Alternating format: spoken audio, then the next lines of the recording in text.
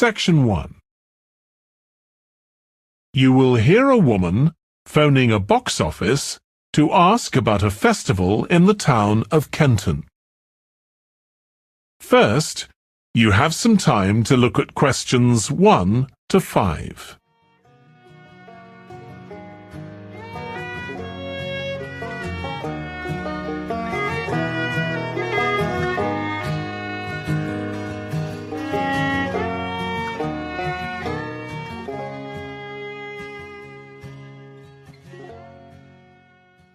You should answer the questions as you listen, because you will not hear the recording a second time. Listen carefully and answer questions 1 to 5. Good morning, Kenton Festival Box Office. How can I help you? Oh, good morning. I'm coming to Kenton for a few days holiday next month, and a friend told me there's a festival. She gave me this number to find out about it. That's right. The festival begins on the 16th of May and goes on till the 19th. Oh, that's great. I'll be there from the 15th till the 19th. So, could you tell me the programme, please? Well, on the first day, there's the opening ceremony in the town centre. People start gathering around 2 o'clock to get a good place to see from, and the events will start at 2:45 and finish about 5:30. OK, thanks. I'll make sure I get there early to get a good spot. The festival will be officially opened by the mayor. He'll just speak for a few minutes, welcoming everyone to the festival. All the town councillors will be there, and, of course, lots of other people. Right. Then there'll be a performance by a band. Most years we have a children's choir, but this year the local army cadets offered to perform, and they're very good. Uh-huh. After that, a community group from the town will perform a play they've written themselves, just a short one. It's about Helen Tungate. I don't know if you've heard of her. I certainly have. She was a scientist years ago. That's right. She was born in Kenton exactly 100 years ago, so we're celebrating her centenary. I'm a biologist, so I've always been interested in her. I didn't realise she came from Kenton. Yes. Well, all that will take place in the afternoon, and later, as the sun sets, there'll be a firework display. You should go to the park to watch, as you'll get the best view from there. And the display takes place on the opposite side of the river. It's always one of the most popular events in the festival. Sounds great. Before you hear the rest of the conversation, you have some time to look at questions 6 to 10.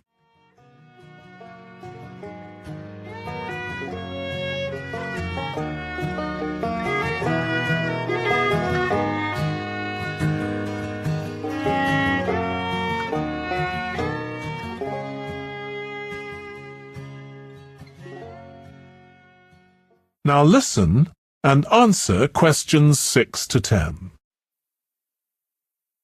And what's happening on the other days? There are several events that go on the whole time. For example, the students of the art college have produced a number of videos, all connected with relationships between children and their grandparents. That sounds interesting. It makes a change from children and parents, doesn't it? Exactly. Because the art college is in use for classes throughout the festival, the videos are being shown in Handsworth House. How do you spell the name? Handsworth.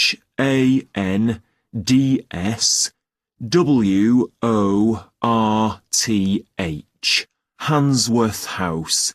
It's close to the town hall. Right. Now, let me see, what else can I tell you about? Are there any displays of ballet dancing? I'm particularly interested in that, as I do it as a hobby. There isn't any ballet, I'm afraid, but there'll be a demonstration of traditional dances from all round the country. Oh, that'd be nice. Where's that being held? It's in the market in the town centre. The outdoor one, not the covered market. And it's on at 2 and 5 every afternoon of the festival, apart from the first day. Lovely. I'm interested in all kinds of dancing, so I'm sure I'll enjoy that. I'm sure you will. And I'd really like to go to some concerts, if there are any. Yes, there are several. 3 performed by professionals and 1 by local children. And where is it being held? It's in the library, which is in Park Street, on the 18th at 6:30 in the evening. I presume I'll need tickets for that. Yes, you can book online, or you can buy them when you arrive in Kenton, either at the festival box office or from any shops displaying our logo in the windows. Well, I think that'll keep me busy for the whole of my stay in Kenton. Thank you so much for all your help. You're welcome. I hope you enjoy your stay. Thank you. Goodbye. That is the end of section 1. You now have half a minute to check your answers.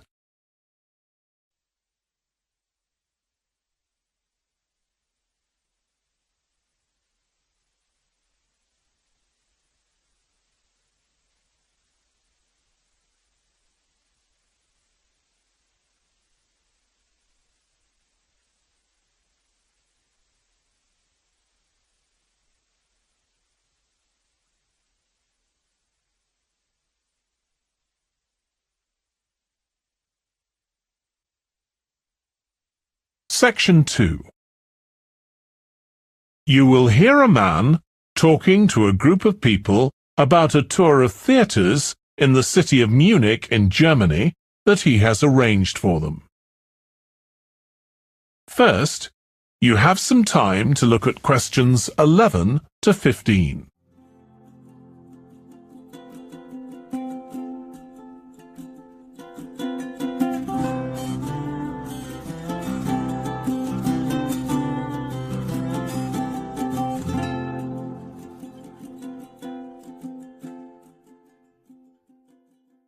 Now listen carefully and answer questions 11 to 15. Right. I've now almost succeeded in finalising plans for our tour, so I'll bring you up to date with what I know. As you know, we're flying first to Munich on Monday the 4th. The flight is at 11:30. So it's too early to have lunch at the airport. I suggest we meet there for coffee at 10, which should give us plenty of time for breakfast before we leave home. When we arrive in Munich, we'll be met at the airport by Klaus Bauer. Klaus works for a tour operator, and he'll look after us for the time we'll be in Germany.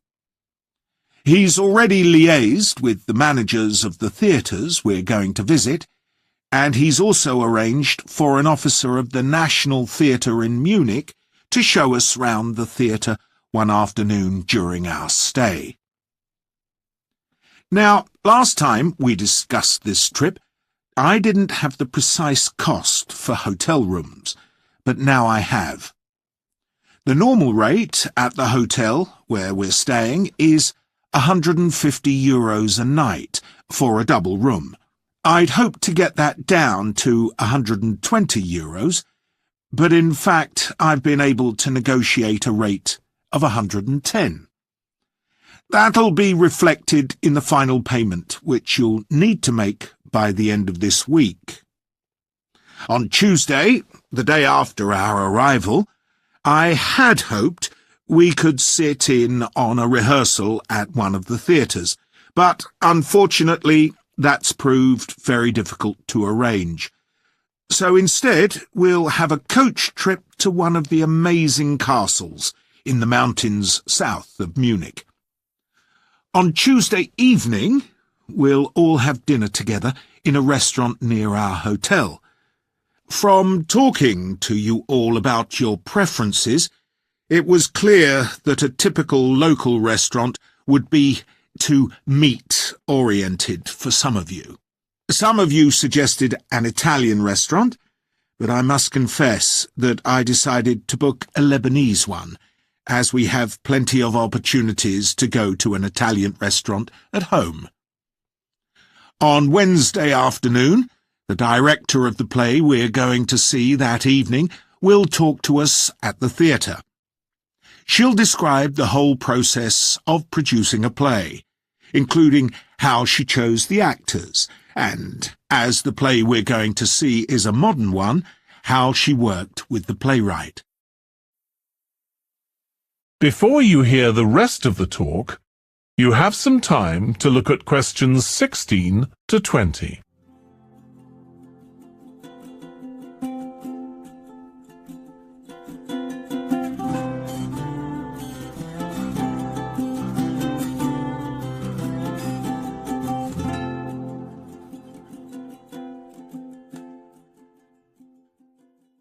Now listen and answer questions 16 to 20.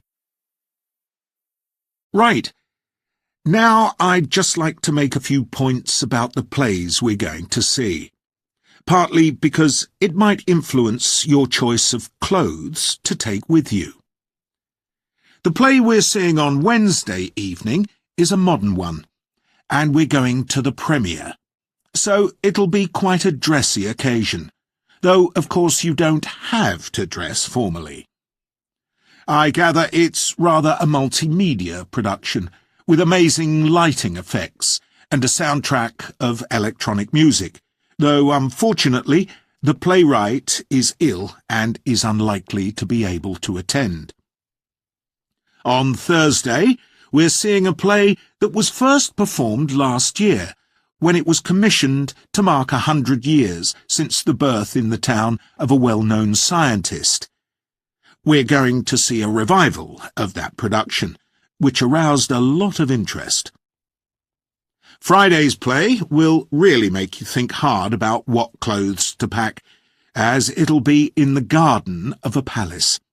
It's a beautiful setting, but I'd better warn you, there won't be much protection from the wind. On Saturday, we're going by coach to a theatre in another town, not far from Munich. This will be the opening of a drama festival, and the mayor and all the other dignitaries of the town will be attending.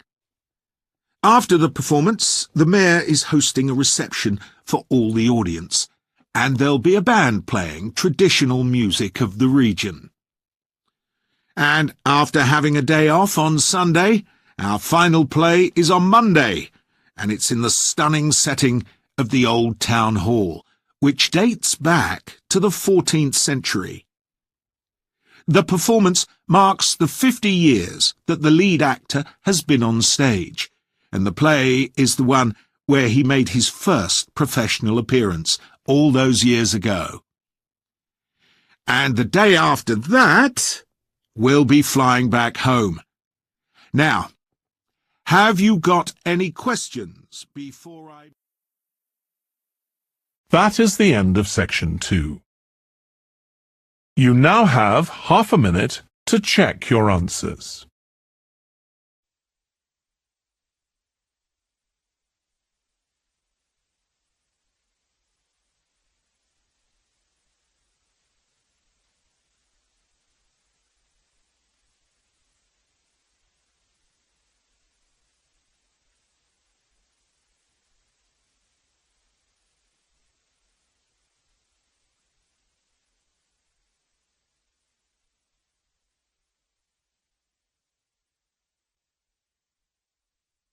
Section 3.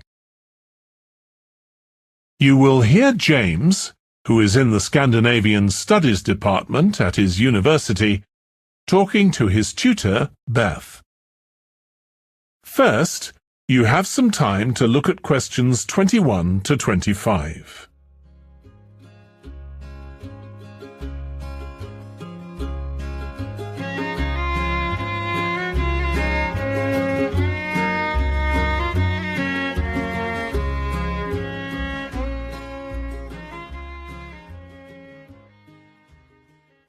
Now listen carefully and answer questions 21 to 25. Oh, good morning. You must be James. I'm Beth Cartwright. Please call me Beth. Thank you. Now, as this is your first tutorial since you started on the Scandinavian Studies course, I'd like to find out something about you. Why did you decide to take this course? Well, my mother is Danish, and although we always lived in England, she used to talk about her home a lot, and that made me want to visit Denmark. We hardly ever did, though. My mother usually went on her own. But whenever her relations or friends were in England, they always came to see us. I see. So I assume you already speak Danish, one of the languages you'll be studying? I can get by when I talk to people, though I'm not terribly accurate. Now, you probably know that you'll spend the third year of the course abroad. Have you had any thoughts about that? I'm really looking forward to it. And although Denmark seems the obvious place to go because of my family connections, I'd love to spend the time in Iceland. Oh, I'm sure it can be arranged. Do you have any plans for when you graduate? A lot of students go on to take a master's degree. I think the 4 years of the undergraduate course will be enough for me. I'm interested in journalism, and I quite like the idea of moving to Scandinavia and writing for magazines. I'd find that more creative than translating, which I suppose most graduates do. Okay. Now, how are you finding the courses you're taking this term, James? Well, I'm really enjoying the one on Swedish cinema. That'll continue next term. But the one on Scandinavian literature that's running at the moment will be replaced by more specialized courses. Oh, and by the way, if you're interested in watching Danish television programs, there's going to be a course on that the term after next. That sounds good. Have you started thinking about the literature paper that you have to write in the next few weeks? Yes, my first choice would be to do something on the Icelandic sagas. The trouble with that is that a lot of people choose that topic, and it can be difficult to get hold of the books you'll need. Why not leave that for another time? Right. You might find modern novels or 19th century playwrights interesting. I've read or seen several plays in translation, so that would be a good idea. Fine. I'll put you down for that topic. Right. So what would you advise me to aim at in the paper? First, I suggest you avoid taking one writer and going into a great deal of detail. That approach certainly has its place, but I think you first need to get an understanding of the literature in the context of the society in which it was produced, who it was written for, how it was published, and so on. I also think that's more fruitful than placing it within the history of the genre. Okay, that sounds reasonable. Before you hear the rest of the discussion, you have some time to look at questions 26 to 30.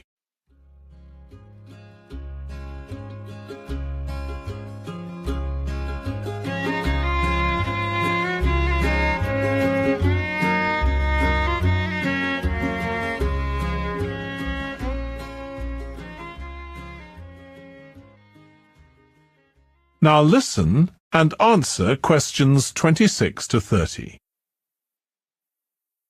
Could I ask for some advice about writing the paper I'm working on about the Vikings? I have to do that this week, and I'm a bit stuck. Of course. Have you decided yet what to write about? No, I haven't. There's so much that seems interesting.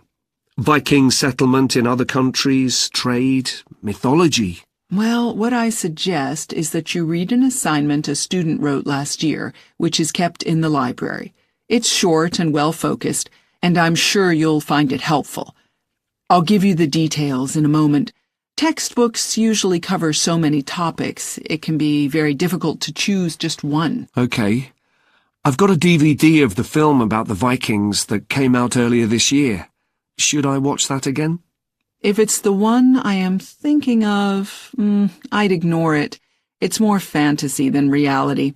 But I've got a recording of a documentary that you should watch. It makes some interesting and provocative points, which I think will help you to focus your topic. Right. So then, should I work out an outline? Yes, just headings for different sections at this stage.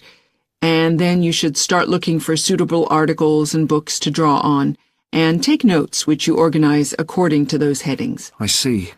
Then put short phrases and sentences as bullet points under each heading. Make sure that this skeleton makes sense and flows properly before writing up the paper in full. Okay. Thanks. That's very helpful. That is the end of section 3. You now have half a minute to check your answers.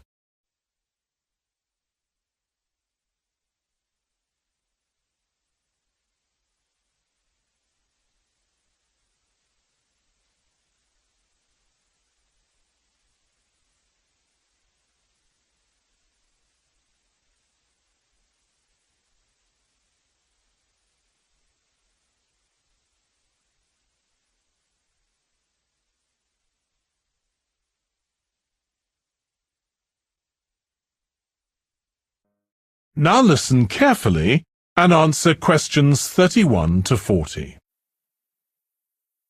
Over the years, attitudes towards workers have changed considerably. After all, there was a time when workers had no rights at all and laboured in appalling conditions. Conditions have improved a lot, but conflict in the workplace is still common. And human resources managers nowadays need to be able to deal with it when necessary. What is conflict in the workplace?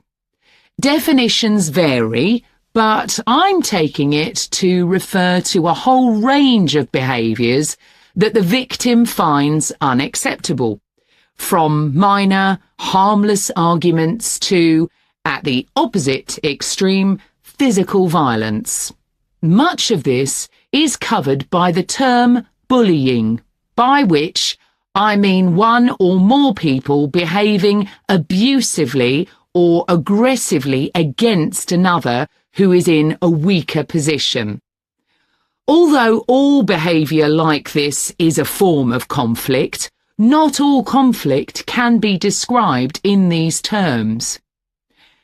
As with all human behaviour, there are numerous reasons for it, but often it's caused by someone who feels the need to show their superiority over someone else, in order to feel that they aren't at the lowest level in a hierarchy or a group of people.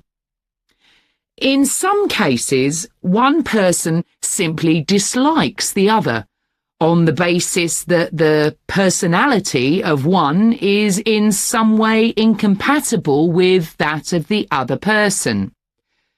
A general habit of optimism in one person could make them intolerant of a colleague who's constantly pessimistic. Not that that justifies treating them badly, of course. Some conflicts arise when people are more interested in promoting themselves and their team than in the company as a whole.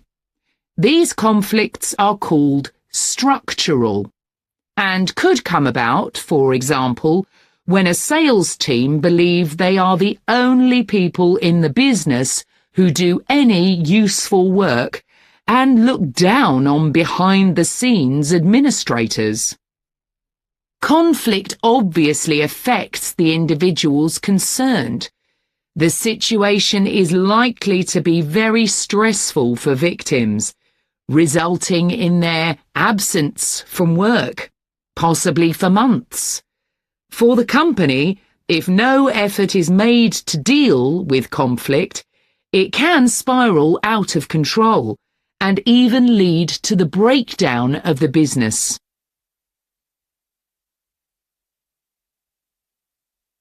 Some interesting work with chief executives, CEOs, has uncovered some of the reasons why they may treat colleagues badly.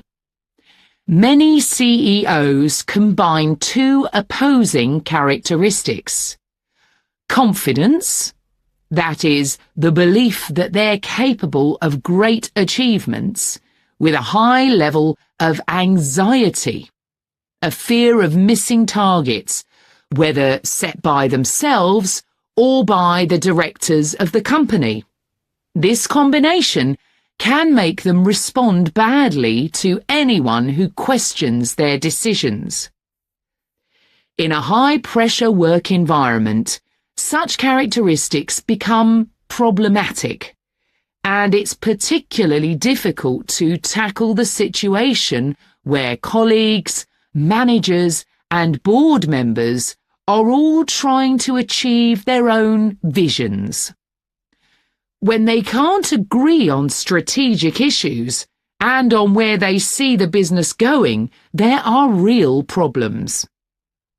For managers at lower levels within the organisation, it might seem that an autocratic form of management, where the chief executive gives orders and everyone else has to obey, would see more conflict than others.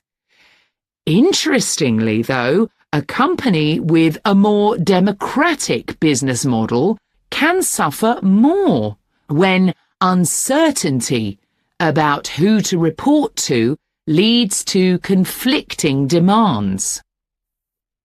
Now I'll say a little about dealing with the type of conflict that has harmful effects. Of course, the ideal is to prevent it arising in the first place. A good manager at any level will make efforts to earn the respect of the people they work with, particularly those who report to them. That will involve politeness in all communications and treating them as equals who happen to have a different role within the organisation. Sometimes, of course, conflict does occur and can get out of hand. In such cases, the Human Resources Department often gets involved. However, if one of the parties in a conflict sees human resources